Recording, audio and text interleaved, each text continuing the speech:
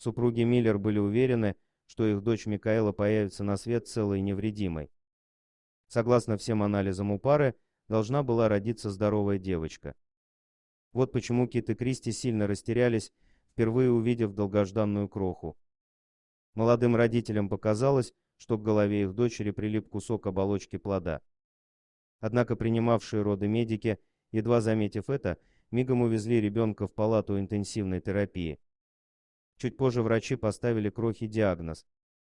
Девочка оказалась жертвой аплазии кутис. Из-за этого заболевания новорожденная пришла в этот мир с огромным отверстием в голове, через которое можно было невооруженным глазом увидеть ее мозг. С такой проблемой нужно было разбираться незамедлительно. Не прожив на белом свете и суток, Микаэла снова оказалась на операционном столе.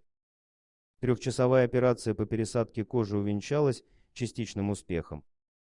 Поначалу прижилось лишь 60% трансплантанта, так что процедуру пришлось позже повторить.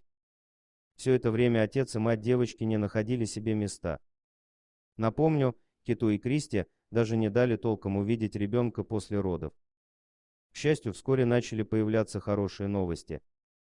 Как выяснилось, за исключением аплазии, Микаэла была полностью здорова. Ну а со страшным отверстием врачи были готовы справиться. Всего девочке пришлось провести в больнице 3,5 месяца. 10 недель из этого периода малышка пролежала в отделении интенсивной терапии. Но все плохое рано или поздно заканчивается. Вот и Кит с Кристи наконец смогли забрать дочку домой. Теперь огромный плюшевый медведь, которого подарили ребенку волонтеры, любимая игрушка Микаэлы. Благодаря многочисленным операциям сейчас 90% головы малышки закрывает череп. Но девочке все же придется приличное время носить защитный шлем. По расчетам врачей, отверстие в голове крохи окончательно затянется к 2-летнему возрасту.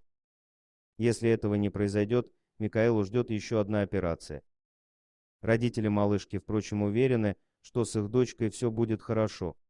Дорогие друзья, если вам понравилось видео, поставьте лайк, а также подписывайтесь на канал, где найдете еще много интересного.